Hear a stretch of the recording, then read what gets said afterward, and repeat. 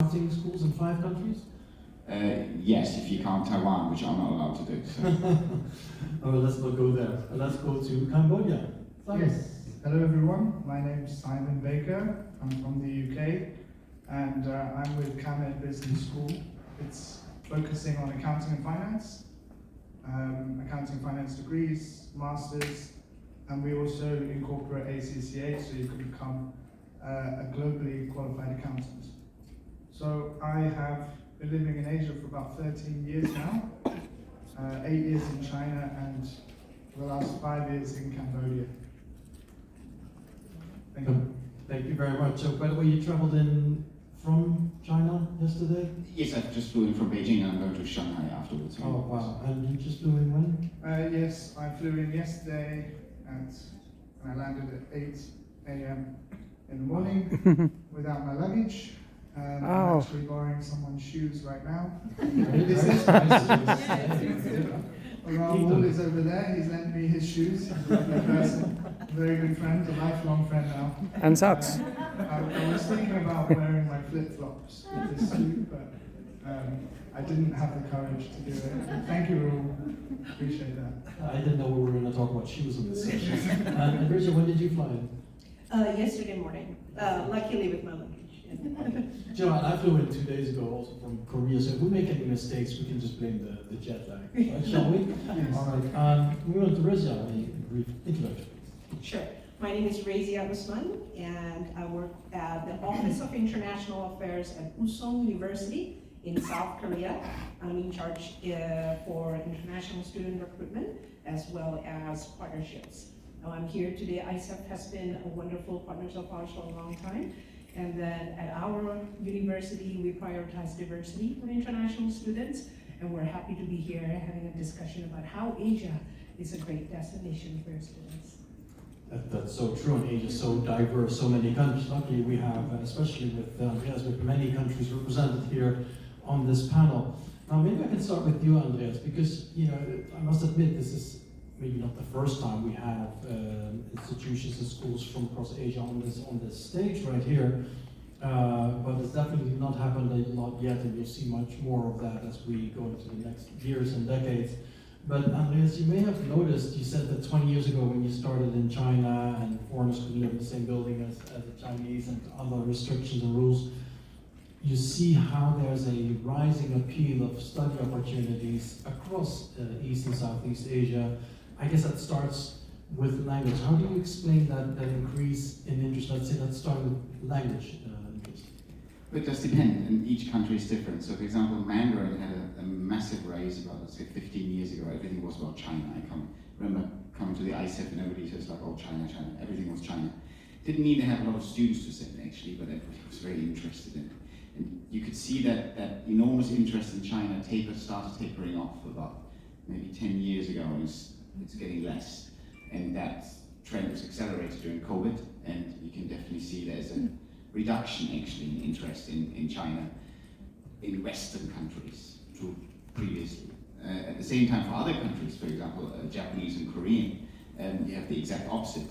So this has been going up enormously.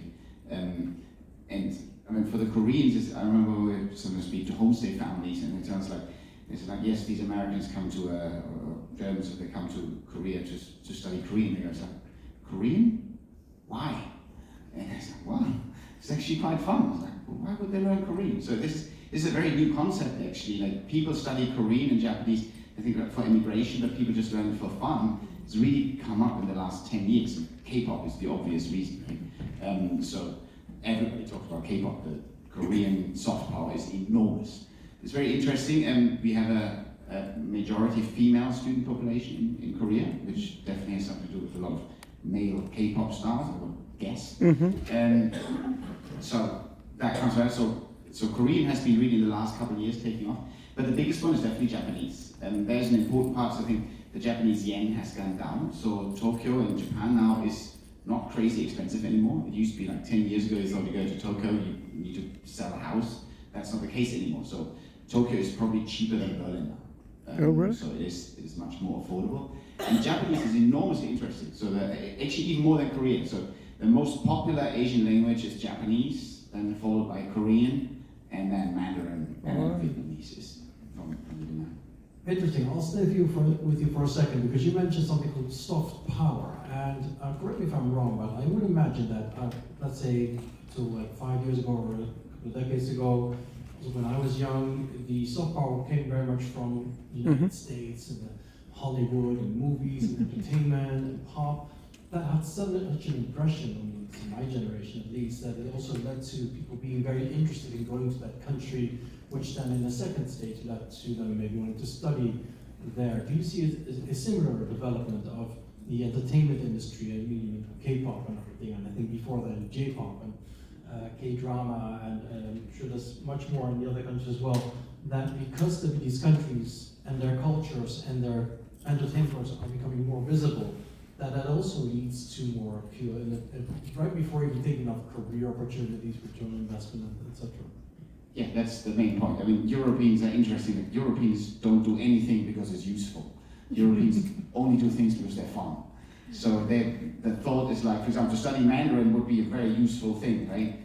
To study Korean is maybe slightly less useful. They're all studying Korean. They don't care. So yeah, it's definitely the entertainment industry. And the weak point for Mandarin is that Mandarin has quite little soft power. China has comparatively little soft power, and therefore attracts fewer students. So yes, it is definitely, for us, it is all about soft power. That is the driving point. Yeah. And Europeans don't do anything because it's useful. Well, Europeans, I mean, the agency is like Europeans like to do things because they enjoy them. They don't necessarily go do them because they think it would give them a good career and work hard and build it. Was the last generation, maybe that generation is looking for. That's also why I'm moderating this panel. Just think it's fun. Yeah, when you're older. Yeah, that's true. Well, a lot of mentioned Korea, Razia. Now you are, of course, representing a university in Korea, and it's I think you see an interesting shift as well, that beyond learning language, is a student wanting to study in Korea, and that's not always even in Korean. What's your look at your perspective on that? I think I completely agree with Andreas that some time ago, the driving factor for people to study language is predominantly functional. So I remember growing up, if you want to go into trade, learn Chinese. You want to go to politics, learn Arabic or Russian, and so on and so forth. Now these days with students, or Gen Z in particular, learning things for fun, that's where Japanese and Korean and other East languages become a prominent factor for them to learn. But at the same time, oftentimes fun does not always translate to degree and opportunities. So that is where a lot of universities have a strong push in Asia, in particular, East Asia, to offer programs that is 100% in English. The reason why the significance of programs offered 100% in English is to capture the same enthusiasm of students who come to East Asia, quote unquote, for fun, but also to offer them that bridge to learn and integrate into the society. Now, although there's quite a number of universities now have a very strong push offering degrees in English, whether it's Japan, in South Korea, or even China, language itself is still a very prominent push for these universities to ensure that the students would have good integration into the society, and at the same time, after graduation, they need to have the opportunities to work and not only go back to their country, but also work in China, in Japan, and contribute into the job market. Right, and that's definitely also one of the objectives of the Korean government. I'm sure some of you may have heard, but in Korea, the government has the K300K project, right? 300K, that's correct. 300,000 international students by 2027. I've seen some articles that target is already achieved. I'm not surprised. Koreans always, hard workers on that. Congratulations, achieving that target. But to your point, indeed, to your point of, it's not just about learning the language or studying in English at a Korean university. The Korean government has a goal for a reason, right? Demographic challenges, you need international talent. So what do institutions do in Korea, not just to attract the students, but to give them that perspective of work opportunities, career opportunities in Korea? That's a very good way of putting it, and we have to admit that probably South Korea is not alone in this, and Japan is probably as well, is that we're facing the issue of demography here. So it's an aging population, there's not enough young people to fill in the job market.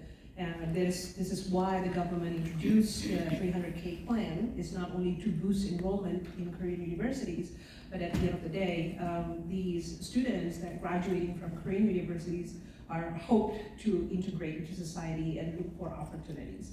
Now, how do universities actually support the 300K plan by the government? Each university has different ways of looking at it. Some universities would just boost more English programs.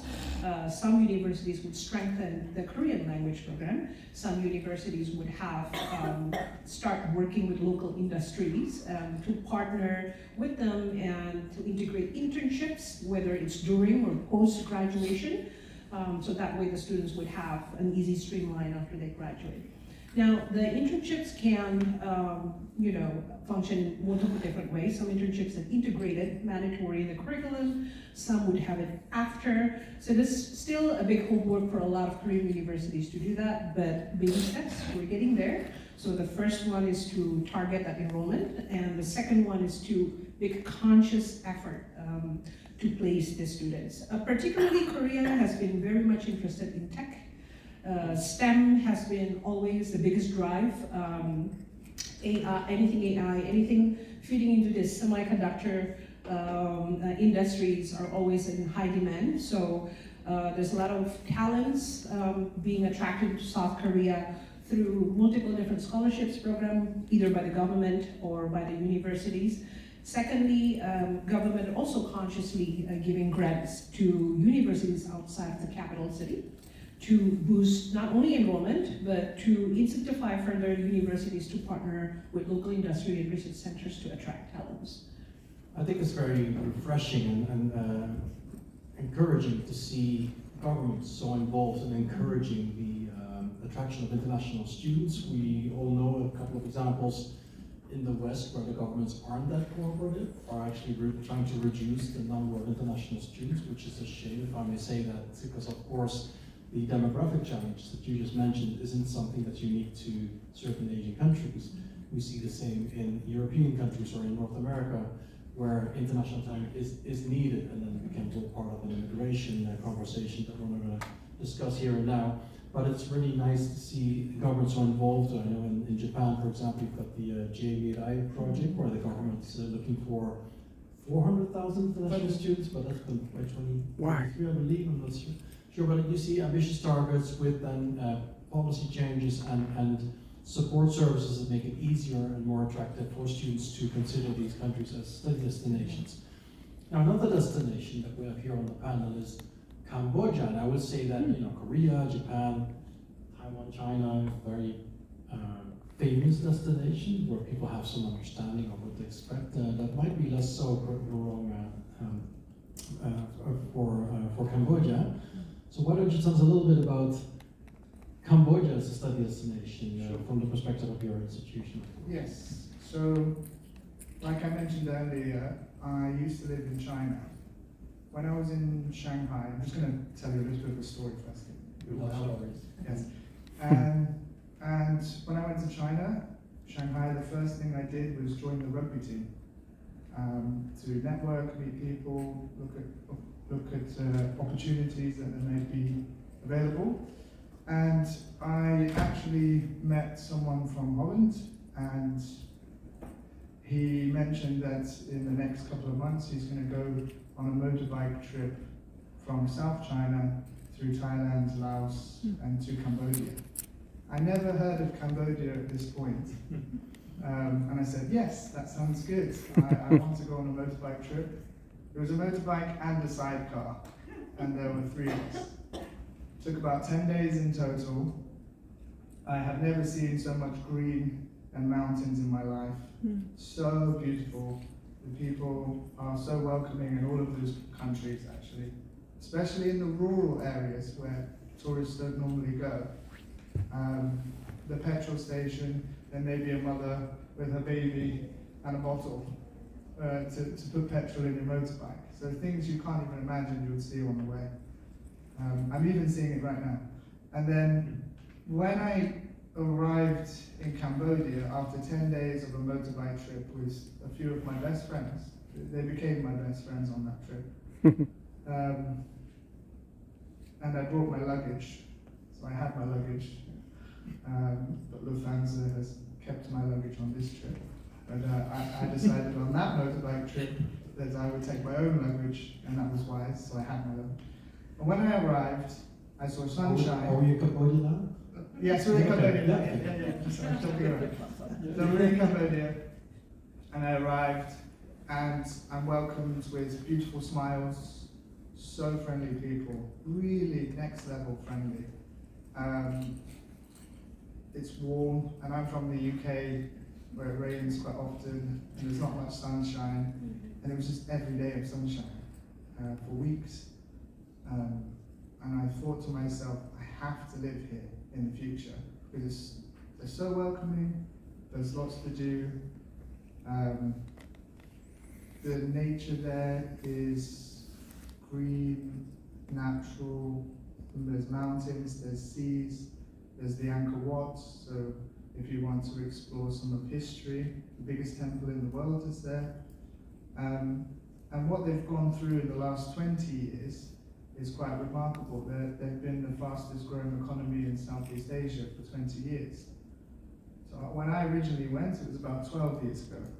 Now, it's completely changed since then. It still has those beautiful areas, but there are also 2 new, brand new airports there. The one in Phnom Penh is built recently, and it's one of the biggest in the world. It will be by land size. With fast-growing economies, that means lots of jobs, lots of opportunities, and that's quite important if you're thinking about the graduates. What are they going to do when they graduate? Well, there's jobs available in those places, and it's very welcoming of different countries. We have multiple embassies, and they're all doing work. Korea, Risa has been to our business school, and she's talked to our students. I just found out when we talked a minute ago. And Risa was also saying the students were very welcoming and lovely as well. So lovely. So lovely, right? Yeah. So they really are, they have that in their heart. But going back, there's jobs available. It's still going through rapid development. So you have these rural parts. You have also high skyscrapers, yes, skyscrapers as well. And that they weren't there 10 years ago, and now there are. So you've got this mixture, wonderful mixture of lots happening, and people living in a basic way, people living in this formal way, in this societal way. You've got everything there. And many different countries are involved: Korea, China, Singapore, Malaysia. I've also seen them do business there, hosting events, trying to make investments to grow the economy, and hopefully bring a wonderful mix of diversity and inclusion there. I'm impressed by it. I wouldn't live there if I thought it was not impressive. So Simon, if I may ask, right? So you were probably a very good example of someone who was already very interested in the region, was mesmerized by the environment, and very attracted to the culture, the country, the people. And I think historically we've